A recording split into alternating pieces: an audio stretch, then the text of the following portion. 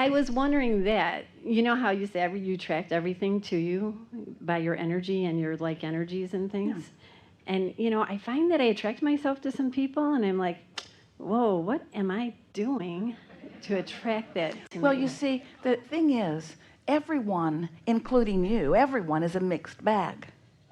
And so you have so many positive aspects, and so do they. And you have some negative aspects, and so do they. And so it just depends on what's active in you really recently, like now. Mm-hmm. First, we want to say that every thought that has ever been thought still exists. But all of them are not active in your vibration right now. So your point of attraction, the convergence of you meeting up with your inner being, is happening now.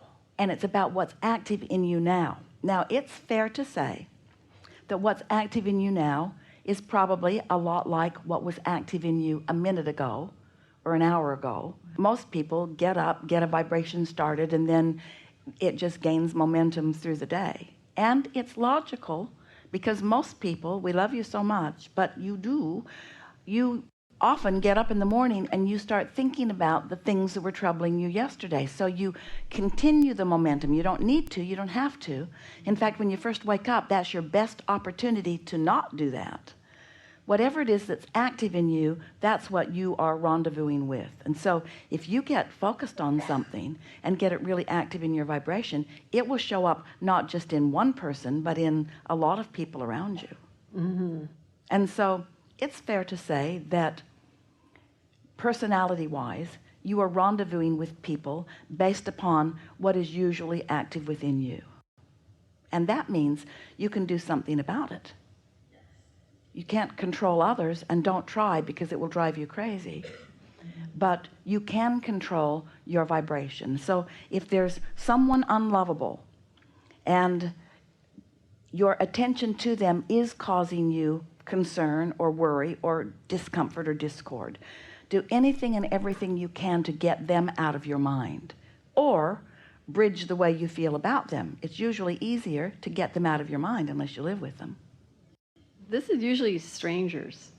I work in a very public place, so someday I try to think of it as a playground when I go to work. We're just going to ask you about that, because that's a really good mindset for you. Because if you're feeling playful about the people that you will be interacting with, then you probably have mostly positive interactions. But if the public annoys you, then the most annoying among them will make their way right to you. And that's what happens. It's true. Yeah. It is true. Yes. I did learn a good lesson the other day. I had a situation that was very annoying, like kind of like, well, where'd that come from? And the other person that was helping that person came to me very upset.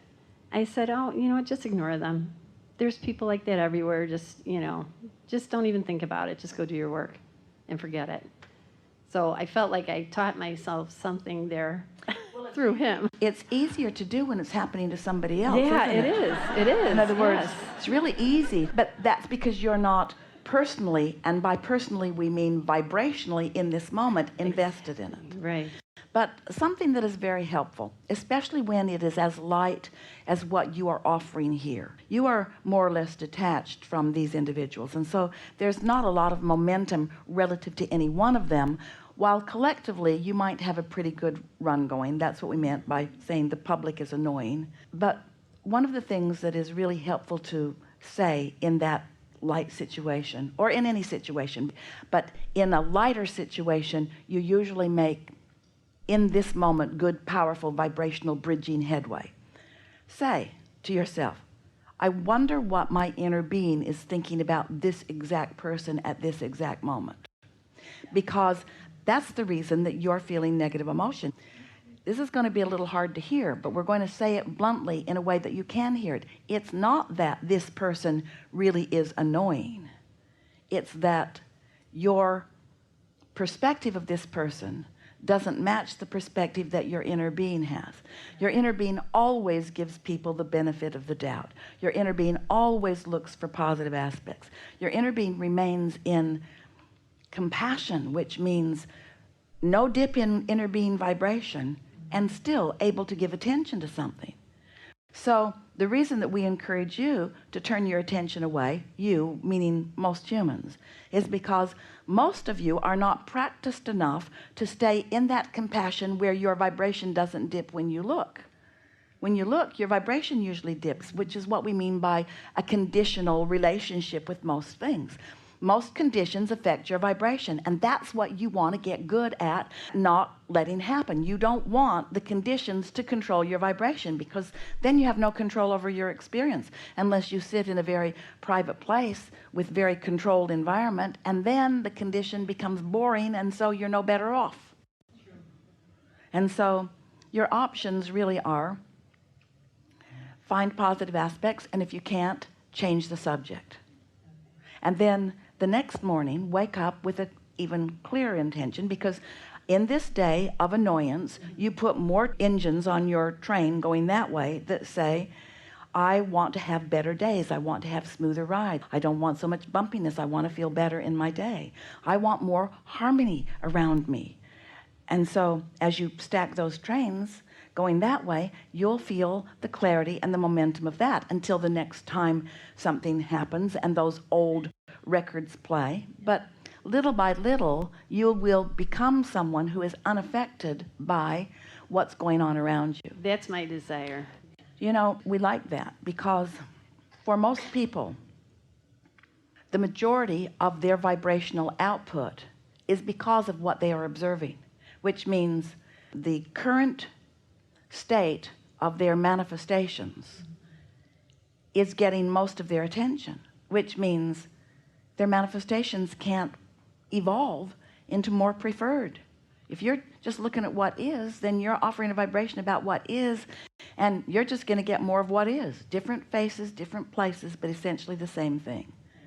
That's one of the things that we enjoy so much about a gathering like this. You sit and don't panic and listen and feel resonance with this and this and this and this, and your vibration shifts just in the course of a morning like this. And then because of that, your point of attraction is different. So every relationship that you have with both personal and strangers is affected by that change of vibrational set point that you accomplish, which can let you know, if you're paying attention, that you have the ability to do that anytime relative to anyone, which is what makes you then the deliberate creator of your experience rather than creating by default. Sometimes people say, just came out of the blue, just came out of the blue. This thing I didn't want. And we tease you, we say it didn't come out of the blue, it came out of the oblivious. It came out of your insensitivity to your own emotions, your unwillingness to acknowledge that your emotions are guiding you about what you want, and you have the ability to guide your thoughts in the direction of what your emotions are letting you know that you prefer. Isn't it interesting? So something's really bothering you, or someone's really bothering you, and the first tendency is, you need to change because you're really bothering me. And then we don't help you out in that, because we say they don't need to change, and in most cases they can't change. But you can focus differently, and you can attract change from them or different people around you, but you really got to give up depending on the change in others for you feeling good, because it's not going to happen. And even if it does, it just trains you into needing more people to be like that until you become a very demanding person.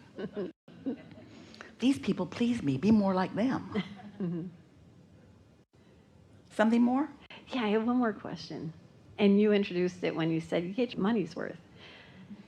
I feel very worthy. I am a good person, and it's not that I don't feel self-worth. But I have a hard time accepting money from people for things that I feel were given to me that I didn't pay for. I know I'm the one being resistant. Okay, so there's so much to talk about relative to this. One of the practical points of view around that is that Jerry and Esther, when they first began this work, they met us in 1985. And Esther made Jerry promise that he wouldn't tell anyone because she just thought it was weird. And he kept his promise for a short while. And then things sort of got out of hand. And so they sat with us, Jerry asking the questions, wanting to know what to do about that. Because, first of all, there's a lot involved in moving from place to place and getting things the way you want them. But also, they wanted to know what was an appropriate amount to ask for. And we said to them, it doesn't need to be this way, but in your economic world, it is this way. Most people expect value according to what they've paid. And so you want to set your price at a place that makes them expect value, but not so far that it produces hardship or prevents anyone from coming. So Jerry set out to create a series of things that cost nothing. And then he set out to create a series of things that cost very little. He always said, you can buy a book for $15 and everything that Abraham ever has to say is in this one book. You don't need all 10 books, because Abraham says the same thing over and over again. The laws of the universe don't change. Clever ways of explaining it to you do.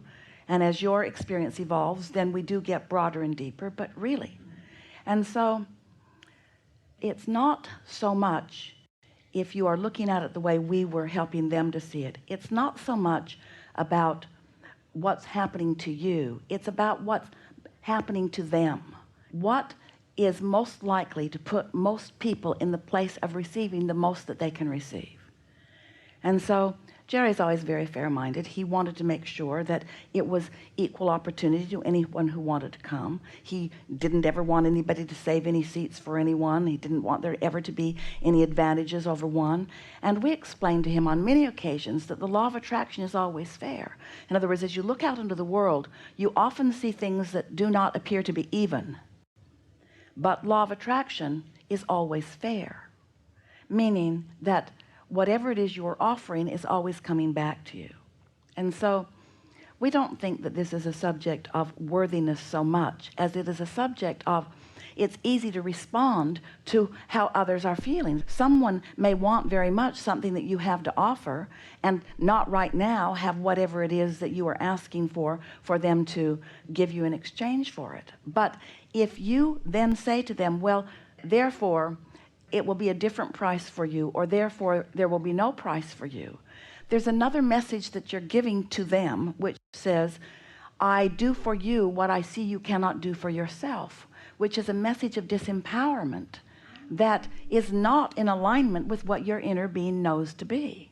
So what we encourage you to do is to feel around until you find something that sits well with you, which means your inner being is resonating with it. And then don't listen too much to the others.